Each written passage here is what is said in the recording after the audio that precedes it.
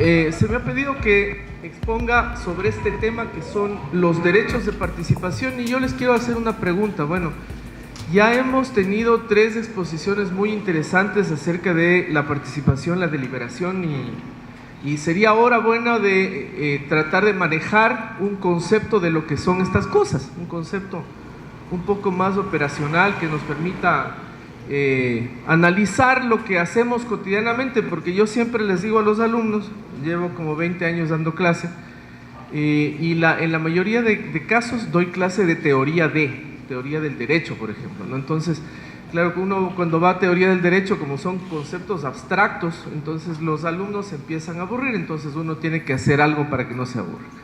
Pero también vender el por qué es importante una clase de teoría y una clase donde se produzcan conceptos y se reflexionen, por cierto, críticamente acerca de los conceptos. Lo que suelo decir es, bueno, sin la teoría no podríamos explicarnos la realidad. O sea, no podríamos dar un sentido a lo que hacemos todos los días, aunque sea chatear, por ejemplo, ¿no? Chatear ya es una actividad cotidiana que se ha vuelto además hasta necesaria. Entonces, ¿qué sentido le podemos dar a eso con un concepto de liberación? ¿Será acaso que cuando chateamos deliberamos también? Por ejemplo, se los dejo como ejemplo. Entonces, lo que quiero decir es que la teoría es importante. Y entonces les invito a ver, en primer lugar, lo que yo propongo como unas claves, obviamente en el contexto de lo que ya se ha dicho, que mucho de lo que puedo decir se ha dicho ya en esta mañana y esta tarde, sobre qué son los derechos de participación. Yo no les llamo fundamentales, por cierto, por un motivo, porque de la realidad constitucional de la que yo vengo hemos guardado en el cajón de la historia la categoría de derechos fundamentales. ¿Por qué? La Constitución ecuatoriana, no sé si lo sepan todas y todos, pero es una constitución bastante nueva, del año 2018, y es interesante porque ya toma, obviamente, experiencias interesantes también de los países vecinos, en este caso Colombia. Colombia toma de España y de Alemania, y los ecuatorianos fuimos en eso quizá un poquito más vanguardistas, porque yo digo, claro, tomamos algunas cosas de aquí, rompimos con algunas cosas que tiene la Constitución de ustedes y todo ese debate de si los derechos sociales eran fundamentales, que la Corte terminó zanjando, pero al principio no. Entonces nosotros pusimos un estándar en la Constitución del sistema interamericano y del sistema universal de derechos humanos que decía que todos los derechos tienen la misma jerarquía. Por lo tanto, el tema de fundamental no es tan relevante en ese sentido. Yo entiendo que fundamental se usa en la teoría como para resaltar pues que son unos derechos justiciables, por ejemplo. Y ya en el campo, digamos, de la realidad, claro, el tema de la justiciabilidad de ciertos derechos es un poco compleja. Por ejemplo, derechos prestacionales. El Estado debe implementar programas de promoción de la deliberación, por ejemplo. Eso que siendo una cosa que tiene que ver con los derechos de participación es una prestación. Y cada vez que hay una prestación sabemos que hay unos límites de lo que es la ejecución presupuestaria de un Estado, porque los Estados perciben ingresos por los impuestos y todo ese debate, quiero decir. Lo que hemos procurado hacer en el sistema ecuatoriano, y eso está en nuestra Constitución actual en el artículo 11, que se llama de los principios de aplicación de los derechos, es tomar estos estándares de la convencionalidad internacional. Y ahí, por cierto, se ve esa influencia del derecho internacional de los derechos humanos en el texto constitucional. Por eso es interesante, porque en realidad hay un fenómeno que lo han visto incluso, digamos, algunos autores, entre ellos una autora que escribió un libro en Quito, pero es actual magistrada auxiliar de la Corte colombiana, Claudia Escobar, entiendo que seguirá de magistrada auxiliar, pero bueno, ella ha trabajado el concepto de transconstitucionalismo, que es digamos que la teorización sobre cómo viajan estas ideas. Esta idea de lo inalienable de los derechos, de la no regresión, por ejemplo, ¿no?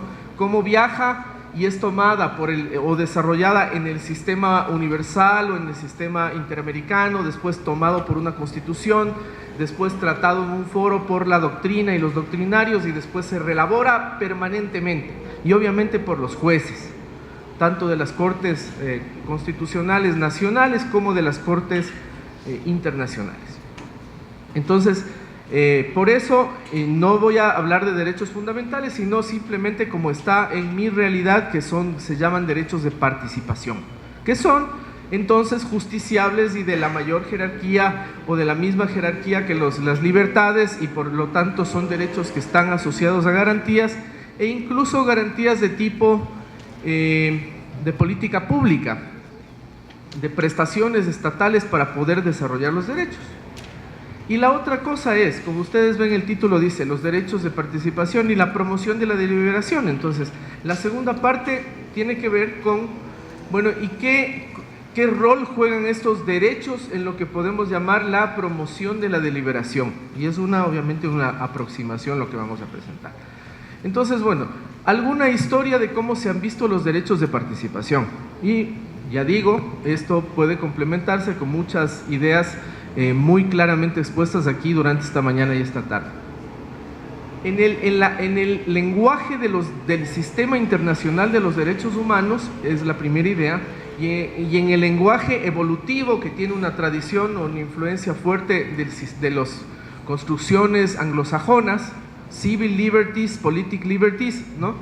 El término derechos de participación es entendido o asimilado con el término derechos políticos.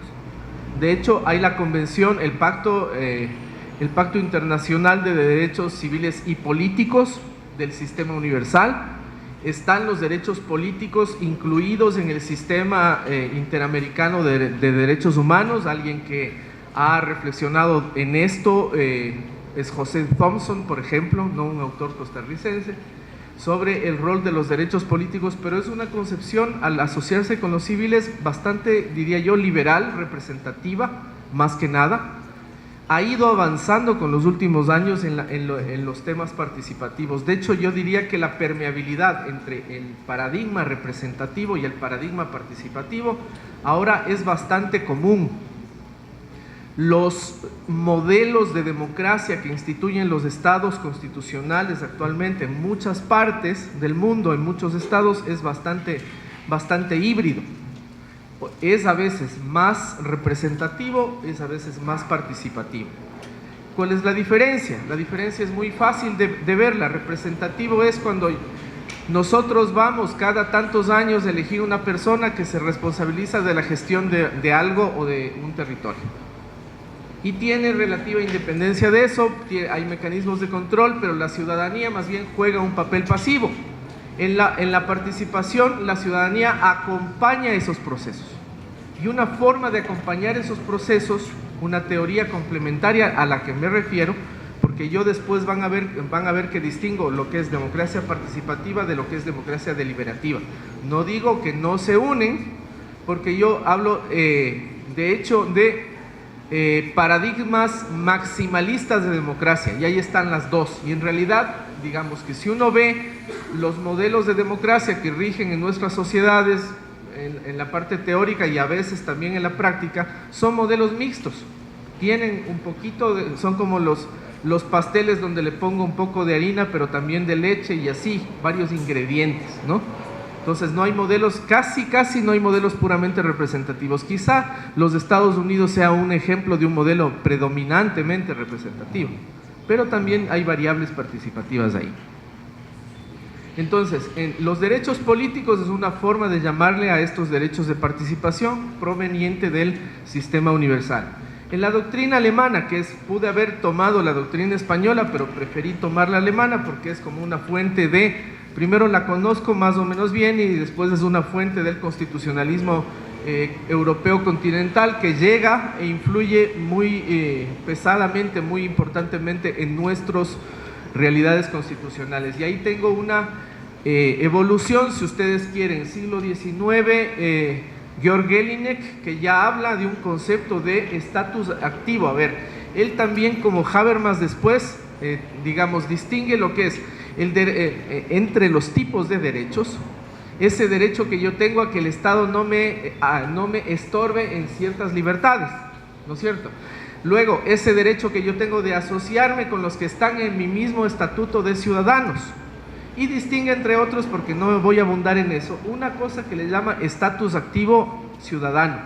O sea, no es solamente el derecho que yo tengo de asociarme entre, o de interactuar entre los pares ciudadanos, sino de asociarme para construir lo que se llamaría la voluntad común, construir el poder estatal, ¿no? Entonces, eso requiere, dice Jelinek, de competencia, eso de poder participar en la formación de la voluntad estatal, requiere de competencia, requiere, por ejemplo, de que me reconozcan la capacidad de ir a votar, o a veces en algunos países, como es Ecuador, es un derecho de ver, ¿no? Aquí entiendo yo que no es tanto un derecho de ver, sino más un derecho. Pero bueno, entonces, esa idea de que la voluntad, además súper democrática, porque dice, la comunidad política, cada uno de los miembros de la comunidad política estamos construyendo la voluntad estatal. Y esa idea, de alguna manera, en la tradición de la dogmatik, que se llama alemana, de la dogmática, de la doctrina interpretativa de la Constitución, digamos, tomada y reformulada por muchos autores alemanes. Podría citar Hermann Heller, Lavand, por ejemplo, ¿no? De la época de Weimar. Podría citar después, obviamente, Jürgen Habermas, ¿no? Y Robert Alexy, y en esa clave de la polémica que ya fue bastante caracterizada esta mañana entre Habermas, que se decanta más por los valores, y Alexy, que se decanta más por una metodología de poder operar cuando haya colisiones de derechos que conocemos como la ponderación. Y entonces, bueno, Habermas avanza, ya, repito, fue dicho bastante sobre eso en los derechos de la participación. De hecho, les llama Partizipationsrechte, derechos de participación. Y él dice que es, más o menos, es de esta cuestión. Dice que es la conexión, ¿no? La conexión entre el poder administrativo del Estado y la base comunicacional de la comunidad de ciudadanos y ciudadanas. Entonces, lo que está diciendo Habermas es que esos derechos son como la clave que permite, o su ejercicio, comunicar esta base con el poder, para que el poder no esté aislado solo, sino que esté permanentemente con cable a tierra, como decimos, ¿no? Permanentemente comunicado. Entonces, la representación es como un gran cable por el cual el poder está comunicado con la comunidad. Pero es un gran, imagínense la metáfora, es un solo gran cable. En cambio, cuando desarrollamos mecanismos participativos, deliberativos, densificamos esa cosa, porque es como si en vez de un gran cable tuviéramos como 40.000 cables pequeños, grandes, medianos, que están permanentemente y además yendo de arriba para abajo, llevando energías participativas de arriba para abajo todo el tiempo. Entonces, eso es un poco lo que, como dijo el profesor, legitima la actividad del poder administrativo, ¿no? Entonces, eso es esa evolución de esta idea de estatus activo para convertirse en ciudadano activo, deliberativo. Y ahí, claro, Habermas acuña su versión, porque hay la versión anglosajona también de deliberative politics, acuña su término de deliberative Politik, se dice en alemán, ¿no? Política deliberativa, que es todo este fenómeno, diría yo, que es un fenómeno de base comunicativa que permite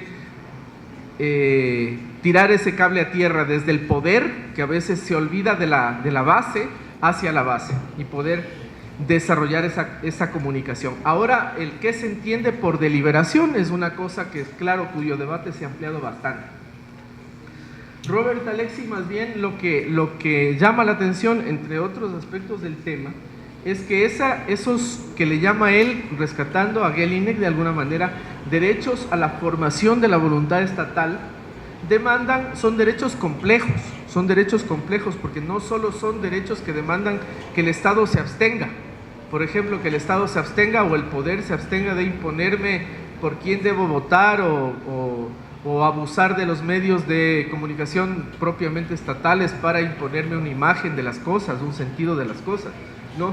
Sino que demandan tanto estos derechos, o el ejercicio de estos derechos demanda abstenciones del Estado, pero también la posibilidad de defenderme, o sea, de tener garantías como la tutela, por ejemplo, de defenderme en el caso de que mis derechos sean afectados, ¿no?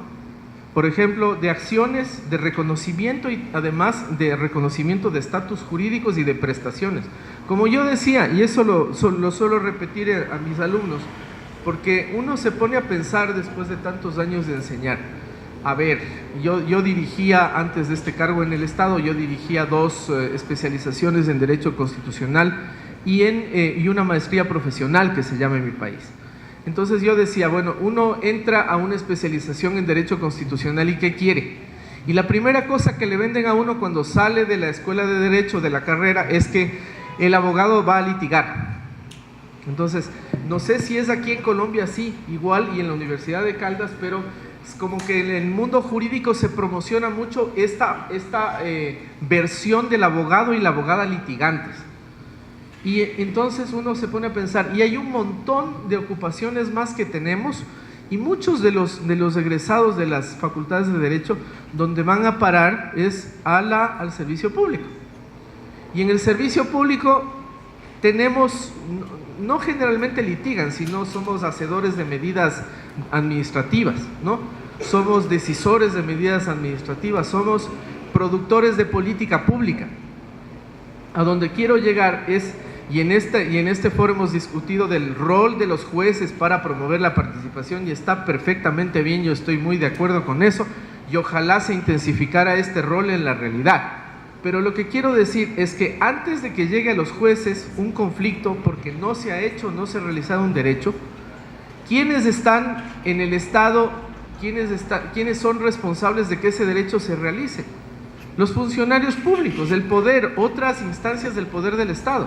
Entonces, las primeras líneas de cumplimiento de los derechos y de la participación en este caso son los funcionarios públicos y las autoridades públicas. Eso es una cosa importante, creo que, de reflexionar.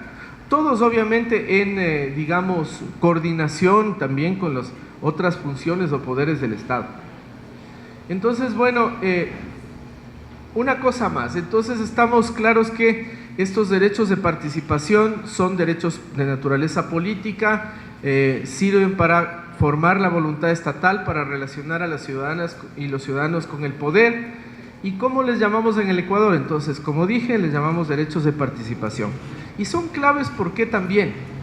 Son claves porque son un eje de articulación de la parte dogmática, del resto de la parte dogmática, y en Ecuador tenemos en la parte dogmática, o sea, la tabla de derechos que tenemos, novedades como los derechos de la naturaleza, por ejemplo, ¿no? Somos el primer país que declara o reconoce como derechos constitucionales los derechos de la naturaleza. Entonces, ¿cuál es el rol de la participación?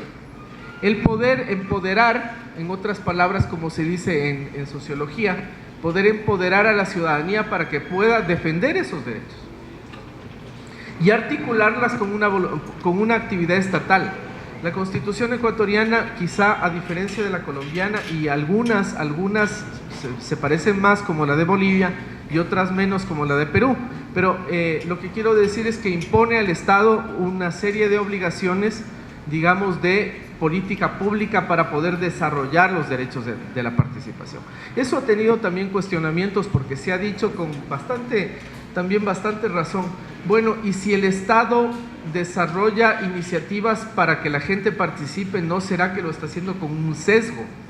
Y entonces, ¿cómo prevenir ese sesgo? Era una cosa que le criticaba mucho al expresidente anterior que gobernó 10 años, es decir, que había una estimulación de la participación, pero una participación orientada a sostener un régimen, más que orientada a sostener la gestión del Estado como tal. Entonces, obvio que tiene esto sus riesgos también, pero en nuestro caso es estos derechos de participación están bastante vinculados, digamos, a la política pública estatal. Por ejemplo, ¿cómo hago para suprimir brechas o por lo menos atender brechas de equidad generacional, que hay varias, ¿no? Generacional, regional, de género, para que puedan participar las mujeres en condiciones de equidad con los varones? ¿Cómo puedo hacer que las poblaciones más preteridas del Estado participen, o las poblaciones de los lugares más deprimidos económicamente de un Estado participen en los mismos términos que las poblaciones de los lugares más privilegiados en cuanto a dotación de servicios públicos?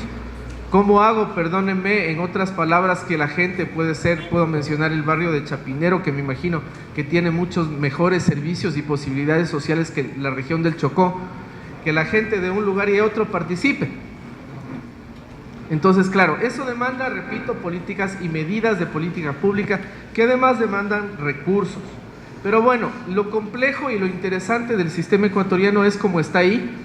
Aquí cito un libro que escribí con un profesor español, Albert Noguera, que se llama Los derechos de la participación, donde decimos con Albert Noguera que son una suerte de derechos tan importantes, que son derechos eje de la Constitución, o como lo decimos ahí, derechos constituyentes, que son parte fundamental o eje del pacto constituyente. Pero bueno, les decía que el sistema de estos derechos de la participación son un tanto complejos en Ecuador y están divididos tanto en derechos subjetivos. Por ejemplo, está el artículo 61 de la Constitución, que habla de derechos a elegir y ser elegido, entre otros, ¿no? A fiscalizar, elegir y ser elegido, la iniciativa popular normativa, e incluso la Constitución ecuatoriana consagra en el artículo 98 un enunciado que habla del derecho a la resistencia.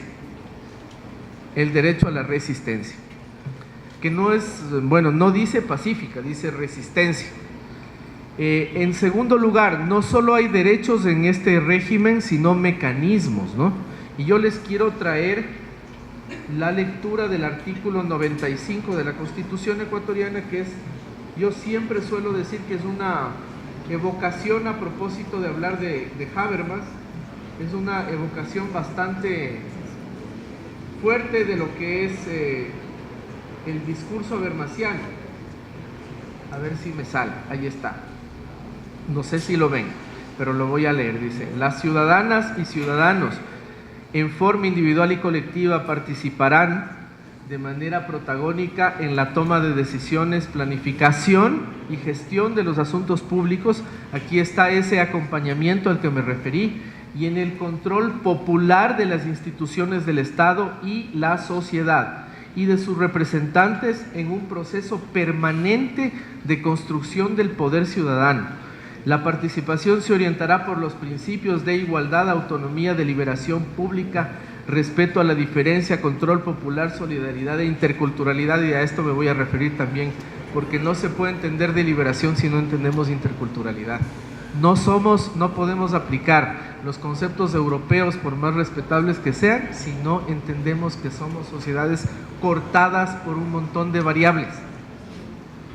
Es decir, es importante Habermas, pero tenemos que entender a Habermas desde nuestra realidad, por citar algún otro. Bueno, y dice: la participación de la ciudadanía en todos los asuntos de interés público es un derecho que se ejercerá a través de los mecanismos, por eso, esa asociación derecho-mecanismos es importante, de democracia representativa, directa y comunitaria. Si ven, es una declaración, yo diría, bastante habermasiana, bastante avanzada. Es una pretensión de entender eso, pero desde una realidad autóctona. Entonces tenemos derechos, mecanismos, e incluso el sistema ecuatoriano desarrolla instituciones de participación, en el sentido de que, no sé si ustedes sepan, pero nosotros no tenemos los tres típicos poderes o ramas, como se llaman en la Constitución colombiana, la rama judicial, ejecutiva y legislativa. Tenemos 5 funciones.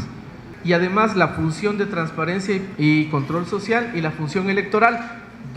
Las dos últimas son eminentemente participativas, porque la una se dedica a lo que es la participación y la deliberación ciudadana, y la otra se dedica a lo que es la participación vía movimientos y partidos políticos. Otra cosa es cómo de exitoso o no ha funcionado ese modelo, que obviamente que tiene sus problemas, ¿no? Bueno, y yo decía que la asociación, y la pregunta sería la que está en el encabezado: ¿cuál es la función de los derechos políticos de la Constitución? Entonces, una cosa que quizás sea un poco obvia, pero es importantísimo decirla, es que para reforzar la teoría de la democracia, o más bien así, digamos, dos cosas que yo me sirvo de José Joaquín Gómez Canotillo, que es un profesor portugués que no es tan conocido en el mundo constitucional, pero es muy interesante. Una de las cosas interesantes que hace es su lectura de la dogmática alemana. Pero bueno, este profesor lo que dice es, la teoría de la Constitución, o sea, si yo quiero entender la Constitución, tengo que entender dos cosas. La primera es cómo en la Constitución están los derechos, lo que se llama la teoría de los derechos de la Constitución. Y la segunda cosa que tengo que entender es cómo está en la Constitución el tema de la democracia, o sea, perdón, la teoría de la democracia en la Constitución. Entonces, una Constitución es un ensamble de teoría de la democracia, porque ahí está la parte cómo organizo el Estado, etcétera, y la teoría de los derechos, ¿no? Ese ensamble lo logran los derechos de participación. O sea, por eso es importante la participación, porque hace de ensamble entre los dos componentes grandes que también en la doctrina un poco más tradicional se le suele llamar parte dogmática y parte orgánica de la Constitución. Entonces, ¿qué es lo que sucede? Las constituciones son pactos, o sea, son acuerdos a veces consensuados. Si por consenso entendemos un acuerdo pacífico, yo no estoy de acuerdo con la palabra consenso. Yo creo que a veces, y ahí, digamos, me habría gustado que el profesor Óscar esté presente, porque me parece que a veces se entiende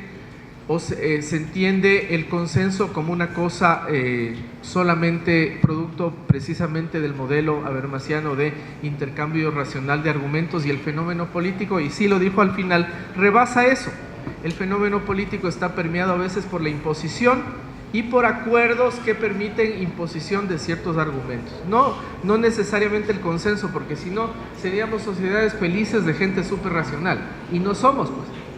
Somos sociedades complejas donde hay una traslape entre el consenso y a veces la imposición, y a través de unas ciertas formas de civilizar ese tema, porque si no civilizamos de todos modos la imposición, concepto de hegemonía de Gramsci, y yo sí menciono más a autores marxistas, ¿no? Porque hay que mencionar a veces cosas que se dicen, digamos, desde Rawls, está muy bien, pero a veces las dijo antes Marx con el concepto de alienación. Entonces hay que un poco comparar esas ideas, porque a veces es importante. Pero bueno, el concepto de hegemonía permite ver cómo son esos pequeños conflictos y cómo se procesan institucionalmente para no ir al simple conflicto armado o a la imposición ya por la fuerza de las cosas. Y eso es también lo que se refleja en una constitución y en la capacidad de esa constitución vía participación justamente digamos, legitimarse, ¿no? de la legitimidad y de la legitimación en la gestión de lo constitucional. Y ahí, como digo, obvio que tienen un rol importantísimo los jueces, pero todos los ciudadanos y los funcionarios tenemos un rol, incluso de interpretación de la Constitución.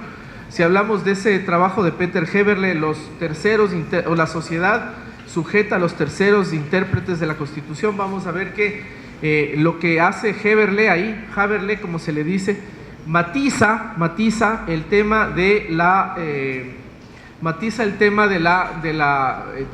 papel central de los jueces interpretando, para decir, en realidad todos, si es que nos entendemos como una sociedad de diálogo, tendríamos todos que participar en cómo estamos, digamos así, tematizando los temas constitucionales, tematizando permanentemente. Está la prensa, está una cosa, y a propósito de la parte final de lo que voy a decir, cómo promover la deliberación. Bueno, las redes sociales son un espacio importantísimo para eso. Pero en las redes sociales tenemos de todo, tenemos insultos, tenemos pasiones, y ese es otro tema, ¿no? Yo hice mi tesis doctoral discutiendo un concepto de Habermas en Alemania, hice mi tesis en Berlín, y discutía un concepto de Habermas que es el concepto de la deliberación racional. Entonces yo me preguntaba, y esa es la tesis, se llama lo público insurgente. ¿Y por qué digo lo público insurgente? Porque a mí me daba la impresión de que lo público no eran pues los cafés que Habermas menciona en una primera de sus obras, ¿no? Donde se sentaban los intelectuales a intercambiar ideas y tomaban cerveza o tomaban algún otro tipo de espíritu. Y entonces conversaban y eso era la deliberación o la deliberación de los parlamentos, sino que a veces cuando en sociedades inequitativas y extremas la gente tiene que salir a la calle y a veces sin decir una palabra simplemente se quitan la camisa y se ponen un cartel. Y eso es una forma de deliberación. Esa es una forma, me explico mejor, esa es una forma de construir la deliberación.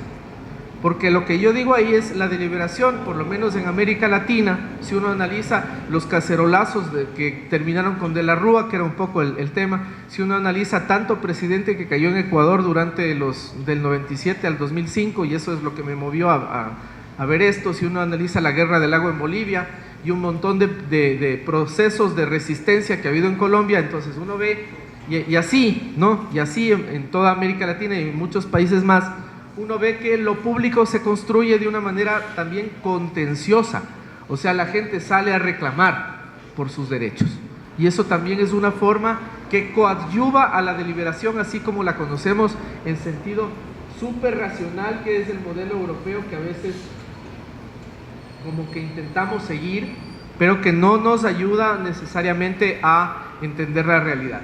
Bueno, y lo que ya había referido, dos entendimientos de democracia, y no me voy a abundar ahí porque yo creo que ya estoy sobre los límites del tiempo, pero bueno, en algunos escritos yo he hablado de un modelo siguiendo a O'Donnell y parafraseando a O'Donnell, Guillermo O'Donnell, este politólogo argentino muy brillante, ¿no?, que habla de un modelo básico de democracia, y esto es una cosa que han abordado otros autores que están ahí, Robert Dahl con su poliarquía, Norberto Bobbio, Sartori también, O'Donnell. Bueno, ¿y qué es lo mínimo de una democracia? Entiéndase liberal y representativa, y está un poco ahí, la participación electoral del mayor número de ciudadanos, la regla de la mayoría, la existencia de alternativas de pluralismo, es un sistema de partidos, y la garantía de los derechos, sobre todo libertad de expresión e información, dice O'Donnell, ¿no?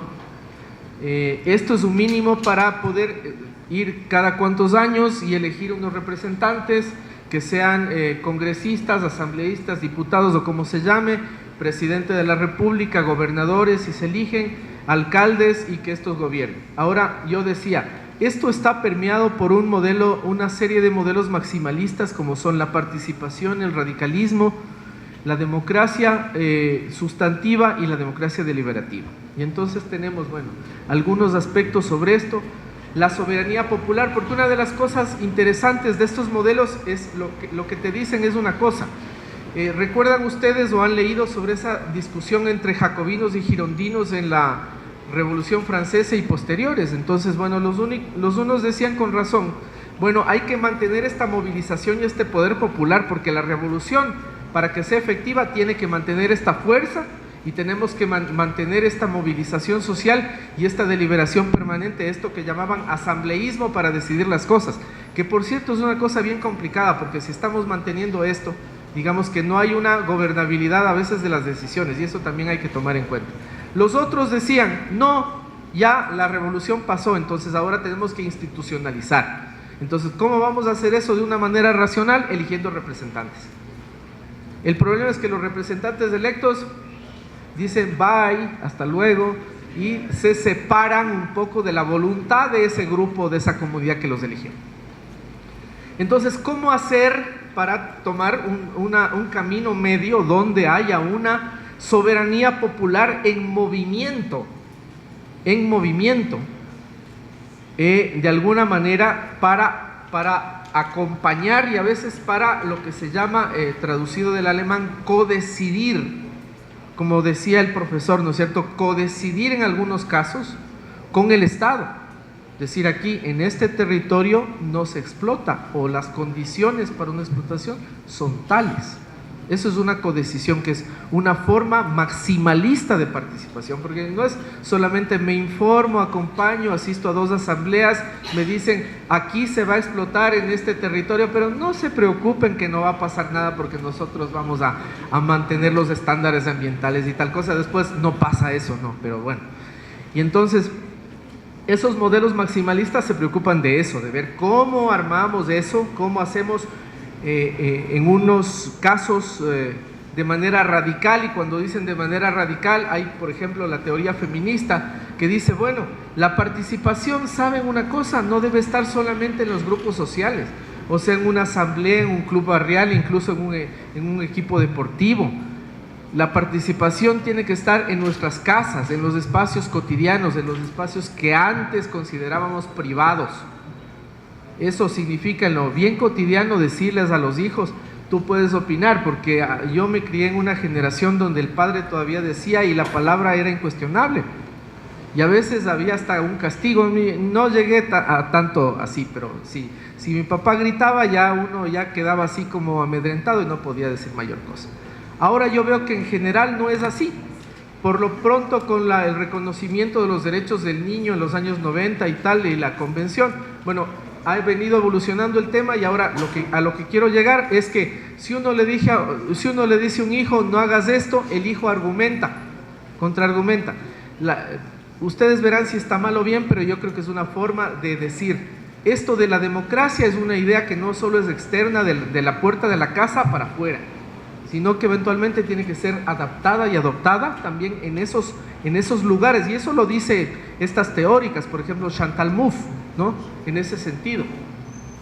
Y entonces tenemos, la democracia se extiende a todos los espacios sociales y en sentido discursivo, y diríamos en palabras de Freire, porque otra cosa que yo creo que es necesario reflexionar está muy bien Hegel, está súper bien, ya dije Habermas y Rawls, está súper bien cualquier autor de los que hemos mencionado, yo mismo he mencionado varios, voy a mencionar uno que mencioné, Alexi, pero yo creo que debemos pensar desde América Latina. Entonces tenemos a Paulo Freire, a Falsborda, tenemos a grandes pensadores también de América Latina. Tenemos un Martín Barbero que yo sé que no es colombiano y ha reflexionado mucho sobre el tema de la teoría de la comunicación popular, porque no estoy de acuerdo en que no haya deliberación en lo popular. Yo creo que hay que investigar un poco más cómo son esos procesos. Por eso digo, a veces reclamar en forma irada puede tener menos argumento, pero tiene una pulsión de emoción.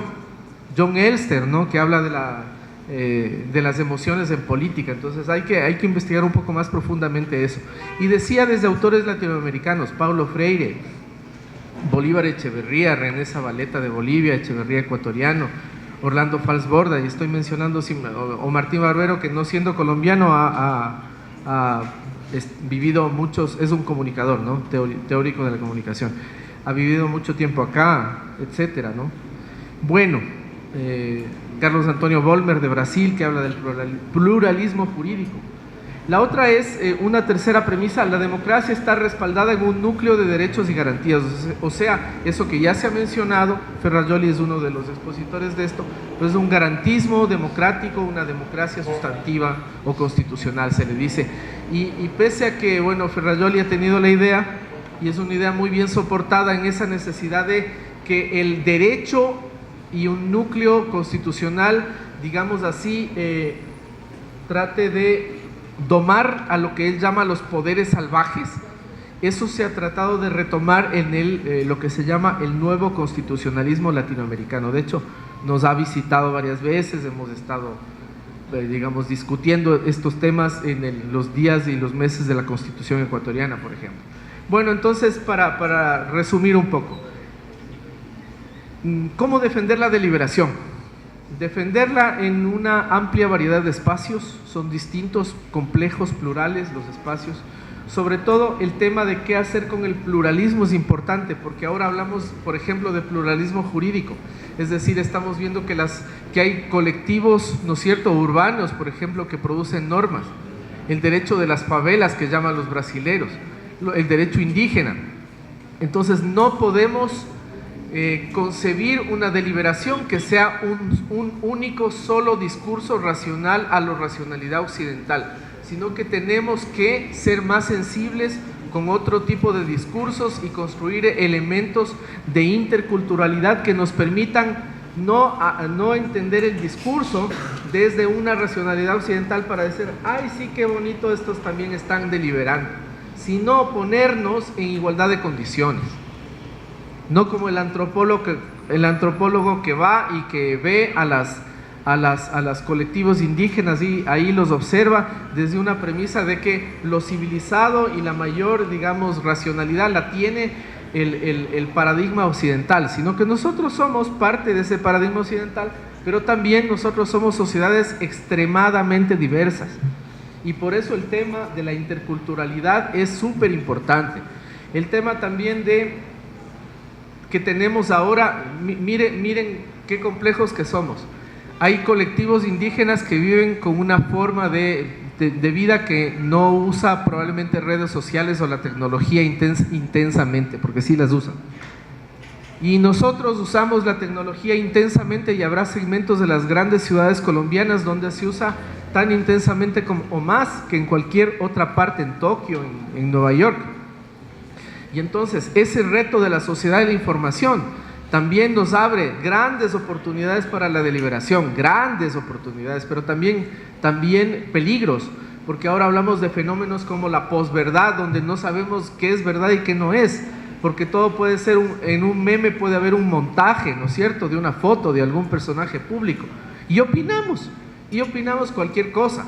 Entonces también esa responsabilidad de ir, como dicen los españoles, a por la información y opinar, pero argumentadamente, y no solamente opinar, es una gran responsabilidad en tiempos de posverdad. Entonces, interculturalidad, alimentar, nutrir nuestros discursos, creo que es interesante, creo que es importante asegurar los procedimientos para poder deliberar, como se dice aquí, tomando en cuenta esa diversidad social, y en algo que también dijo el profesor Oscar en la mañana en clave decolonial, no en el sentido de, y ahí estoy muy de acuerdo, de decir vamos a separarnos del pensamiento occidental, porque como dije, hay elementos muy valiosos del pensamiento occidental que hay que apropiar desde nuestra realidad, el tiempo y el espacio que vivimos de este momento. Y esa es la decolonialidad, digamos. Uno puede utilizar estas premisas, estos conceptos, estos autores, pero entenderlos con un esfuerzo propio desde nuestro espacio. Por eso esa necesidad de reconocer la pluralidad que tenemos y que vivimos todos los días en nuestros distintos contextos. Bueno, muchas gracias.